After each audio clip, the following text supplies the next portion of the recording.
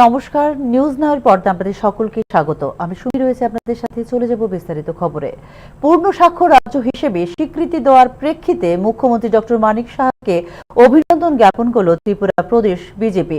মঙ্গলবার আয়োজিত সাংবাদিক সম্মেলনে মুখ্যমন্ত্রী ডক্টর মানিক সাহার সময়কালে রাজ্যের বিদ্যালয় শিক্ষা ব্যবস্থায় আমূল পরিবর্তন হয়েছে বলে উল্লেখ করে ত্রিপুরা প্রদেশ বিজেপি। স্বাধীনতার পর থেকে উত্তর পূর্বাঞ্চলকে উপেক্ষিত করেছে কংগ্রেস সরকার। যোগাযোগ, অর্থনৈতিক মান উন্নয়নের ক্ষেত্র সহ সমস্ত ক্ষেত্র থেকে বঞ্চিত করা হয়েছিল। কিন্তু প্রধানমন্ত্রী নরেন্দ্র মোদীর সরকার উত্তর পূর্বাঞ্চলকে বিকশিত করার জন্য অফুরন্ত প্রয়াস চালিয়ে গিয়েছে। সাংবাদিক সম্মেলনে এমনটাই দাবি করে ত্রিপুরা প্রদেশ বিজেপি। দেশের তৃতীয় পূর্ণ স্বাক্ষর রাজ্য হিসেবে শিরোপা অর্জন করেছে ত্রিপুরা। সাধারণ গণিত, ব্যাংকিং ও ডিজিটাল সাক্ষরতায় আজ বিশ্বের সাথে তাল মিলিয়ে কার্যকর সাক্ষরতার দিশায় এগিয়ে যাচ্ছে ভারত। মঙ্গলবার আয়োজিত সাংবাদিক সম্মেলনে জানিয়েছে ভারতীয় জনতা পার্টি ত্রিপুরা প্রদেশ। 2022 সাল থেকে ULLASH কার্যক্রমের মাধ্যমে সাক্ষরতা অভিযান চলছে রাজ্যে। বর্তমানে পূর্ণ সাক্ষরতা অর্জন করেছে ত্রিপুরা। প্রেক্ষিতে প্রধানমন্ত্রী এবং মুখ্যমন্ত্রীকে ধন্যবাদ জ্ঞাপন করে ত্রিপুরা প্রদেশ বিজেপি। এবং এই পূর্ণ সাক্ষরতার জন্য 2022 সালের 1 আগস্ট থেকে এই কর্মসূচি নেওয়া হয়েছিল। উল্লাস নবভারত সাক্ষরতা কার্যক্রম সেটা চালু হয়েছিল। এই কর্মসূচিতে 15 বছর বা তার চতুর্থ বয়সের অস্বাক্ষর নাগরিকদের মৌলিক সাক্ষরতা, সংখ্যাতত্ত্ব এবং জীবন দক্ষতা প্রদান করার লক্ষ্যে এই শক্তিশালী উদ্যোগ নেওয়া হয়েছিল, যার ফলে আমরা সেই ঐতিহাসিক যে আমাদের সাক্ষরতা, পূর্ণ সাক্ষরতা রাজ্য হিসাবে পরিগণিত হয়েছে। তার জন্য আবারও আমি আপনাদের মাধ্যমে আমাদের রাজ্যের মাননীয় মুখ্যমন্ত্রীকে অসংখ্য ধন্যবাদ জানাচ্ছি। তার পাশাপাশি আমাদের দেশের যশস্বী প্রধানমন্ত্রী নরেন্দ্র মোদীজির যে সংকল্প, যে বিকশিত ভারত এবং তৎসঙ্গে বিকশিত ত্রিপুরা, সেই লক্ষ্যমাত্রাকে অর্জন রেখে আমাদের এই ত্রিপুরার উত্তর পূর্বাঞ্চলকেও যেভাবে উনি সহযোগিতার হাত বাড়িয়ে দিয়েছেন, তার জন্য আমি মুখ্যমন্ত্রীর পাশাপাশি আমাদের দেশের যশস্বী প্রধানমন্ত্রী নরেন্দ্র মোদীজিকে আমি অসংখ্য স্বাধীনতার পর থেকে উত্তর পূর্বাঞ্চলকে উপেক্ষিত করার প্রয়াস চালিয়ে গিয়েছে কংগ্রেস সরকার। কিন্তু প্রধানমন্ত্রী নরেন্দ্র মোদীর সময়ে বিকাশ ত্বরান্বিত হয়েছে উত্তর পূর্বাঞ্চলে বলে দাবি করে ত্রিপুরা প্রদেশ বিজেপি। রাজ্যে বামফ্রন্ট সরকারের সময়কালে স্কুলগুলিকে পরিণত করা হয়েছিল প্রহসনে। এক্ষেত্রে আমূল পরিবর্তন ঘটিয়েছে মুখ্যমন্ত্রী ডক্টর মানিক সাহা এবং তার টিম বলে উল্লেখ করে ত্রিপুরা প্রদেশ বিজেপি। নরেন্দ্র মোদীজি 11 বছরে আমাদেরকে সহযোগিতা করে আসছেন।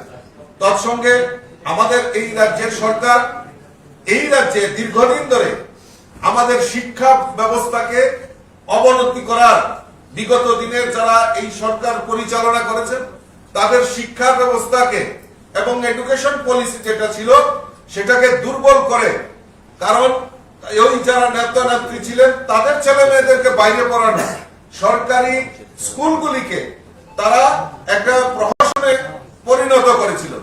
আমাদের সরকার প্রতিষ্ঠার পর একের পর এই যে শিক্ষার ক্ষেত্রে আমাদের সরকার বিভিন্ন উদ্যোগ গ্রহণ করেছে।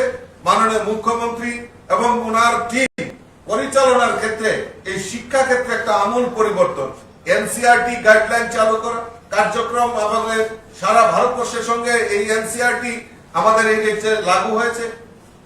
বিদ্যাজ্যোতি এবং পিএমশ্রী সেইগুলিকে উন্নত করা, সিবিএসই প্যাটার্নে আমাদেরকে শিক্ষা প্রদান করা। উল্লেখ করা যেতে পারে ত্রিপুরাকে পূর্ণ স্বাক্ষর হিসেবে আনুষ্ঠানিকভাবে ঘোষণা দিয়েছেন মুখ্যমন্ত্রী ডক্টর মানিক সাহা। 1961 সালের আদমশুমারি অনুযায়ী ত্রিপুরার সাক্ষরতার হার ছিল 20.24%। 1991 এ তা ছিল 60.44%। 2001 এ 73.19% এবং 2011 সালে তা ছিল 87.22%। উল্লাস কার্যক্রমের মধ্য দিয়ে নবভারত সাক্ষরতা অভিযান চলছে রাজ্যে। এতে 2023-24 অর্থবর্ষে সমীক্ষায় এই হার ছিল 93.7%। 2024 এবং 25 সালে পিরিয়ডিক সার্ভে অনুযায়ী রাজ্যের সাক্ষরতার হার প্রায় ৯৯% উপরে। ২০২৪-২৫ অর্থবর্ষে রাজ্যে সাক্ষরতার গড় হার দাঁড়ায় ৯৫.৬%। তবে যথাযথ সমীক্ষা হলে এই হার আরো বৃদ্ধি পাবে বলে জানিয়েছিলেন মুখ্যমন্ত্রী ডক্টর মানিক সাহা। তাই এই অভিযানকে এগিয়ে নিয়ে যেতে শিক্ষা দপ্তরকে আরো কার্যকরী ভূমিকা গ্রহণ করার জন্য শিক্ষা দপ্তরকে নির্দেশ দিয়েছেন মুখ্যমন্ত্রী doctor Manik Saha. Bureau report, news now. শিক্ষা দপ্তরে মোট ১৫,০০০ শিক্ষকের শূন্য পদ থাকা সত্ত্বেও এই ক্ষেত্রে নিয়োগ করছে না রাজ্য সরকার, অথচ ইন্টারভিউ দিয়ে বসে আছেন চাকরি প্রার্থীরা। মঙ্গলবার এক প্রশ্নের উত্তরে এরকমটাই প্রতিক্রিয়া দিয়েছেন রাজ্যের প্রাক্তন মুখ্যমন্ত্রী মানিক সরকার। আইন শৃঙ্খলা রক্ষার ক্ষেত্রেও আক্রান্তের অভিযোগ লিপিবদ্ধ করছেন না একাংশ পুলিশ আধিকারিক বলে অভিযোগ করেন প্রাক্তন মুখ্যমন্ত্রী মানিক সরকার। এক্ষেত্রে শাসক দলের চাপের কাছে নীরব দর্শক হয়ে গেছেন একাংশ পুলিশ আধিকারিক বলে অভিযোগ প্রাক্তন মুখ্যমন্ত্রীর।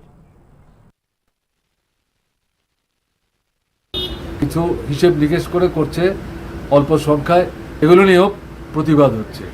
ইন্টারভিউ দিয়ে যারা বসে আছে স্কুলের মাস্টার হওয়ার জন্য, স্কুলে প্রায় ১৫,০০০ শিক্ষক পদ খালি পড়ে আছে। কেমন ইন্টারভিউ দিয়ে এদেরই কি নেবে? এদের সাথে এখন মুখ্যমন্ত্রী দেখা করে না। মুখ্যমন্ত্রীর কাছে দেখা করতে গেছে, ওই দিন পুলিশ লাঠি চালিয়েছে, তাদেরকে তুলে নিয়ে গেছে, আটকে রেখেছে, সন্ধ্যার পর তারপর ছেড়ে দিয়েছে। এটা তো সুশাসনের ব্যাপার না। মেয়েদের উপর এখন অত্যন্ত নোংরাভাবে বাড়ছে এবং বিরুদ্ধে যখন থানায় যাতে, অনেক থানাতেই, সব থানার কথা বলছি না, দারোগাবাবুরা বলছেন কেন আবার নূতন করে অভিযোগ করতে আসেন? গ্রামে যান, পাড়ায় এদের সঙ্গে কথা বলুন। এদের সঙ্গে মানে হচ্ছে বিজির লোক, ওই তাদের যে কী হলো কমিটি, এটা হ্যাঁ মণ্ডলের সঙ্গে কথা বলুন, তারা মীমাংসা করে দেবে। আপনারা আমাদের কাছে এসেছেন, আমরা যদি আবার কোর্ট কাছারি করি চলবে, সমস্যার সমাধান হবে না, আরও আক্রমণ হবে, পয়সা হবে। কেন এটা করছেন? পুলিশ কিন্তু এটা বলে দিচ্ছে, এবং প্রকৃত অপরাধী যারা, তাদের বিরুদ্ধে কোনো ব্যবস্থা নাই। ফলে এই পরিস্থিতিতে পুলিশ তো কাগজে কলমে হর জল হর ঘর নল এর সাফল্য থাকলেও এর বাস্তবায়ন নিয়ে কিন্তু প্রশ্ন তুলছেন সাধারণ মানুষ। এই ক্ষেত্রে বাড়ি বাড়ি নল থাকলেও অনেক ক্ষেত্রেই নেই জল। বর্তমান সময়ে জলজীবন মিশনের হর ঘর জল হর ঘর নল শীর্ষক প্রকল্প একটা চর্চিত বিষয়।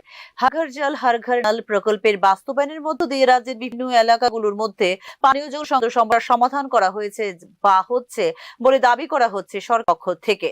তবে নল থাকা সত্ত্বেও জলের তো না থাকায় অনেক ক্ষেত্রেই হর ঘর জল হর ঘর নল বাস্তবতা নিয়ে উঠছে প্রশ্নচিহ্ন।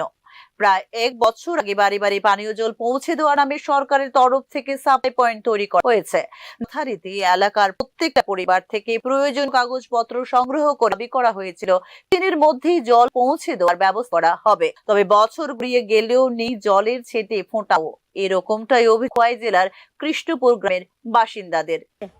জল পাইছেন না? না, আমি একদিন জল পাইছি না। কি আছেন না? কি আর পাইছি না, আমি কেমন কমু?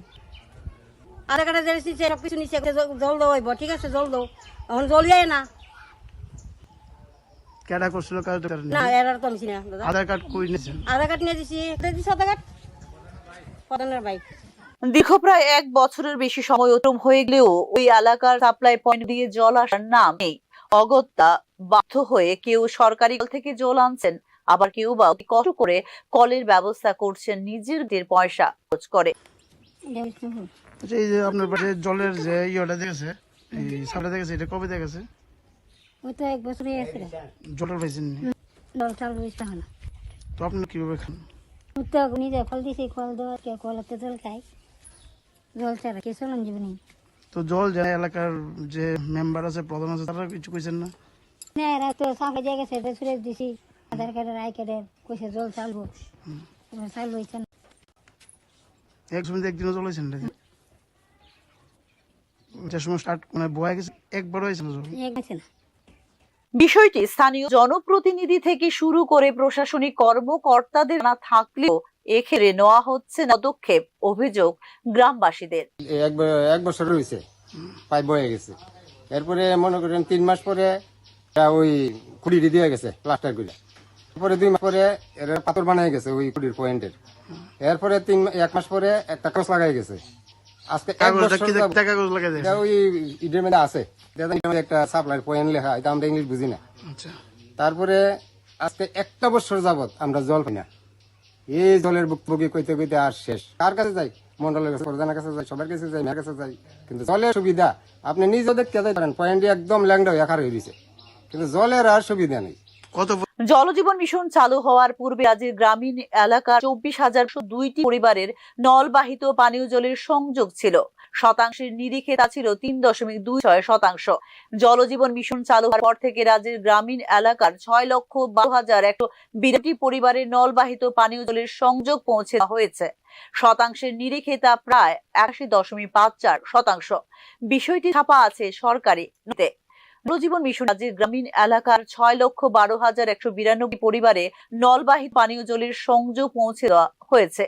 এজন্য 2,813টি ডিপ টিউবওয়েল খনন করা হয়েছে। চালু করা হয়েছে 2,354টি ডিপ টিউবওয়েল। তাছাড়াও 7,184টি স্মল বোর ডিপ টিউবওয়েল চালু, 296টি innovative scheme, surface water treatment plant এবং 904টি আয়রন রিমুভাল প্ল্যান্ট স্থাপন করা হয়েছে জলজীবন মিশন প্রকল্পে বলে বিধানসভায় তথ্য দিয়েছে রাজ্য সরকার।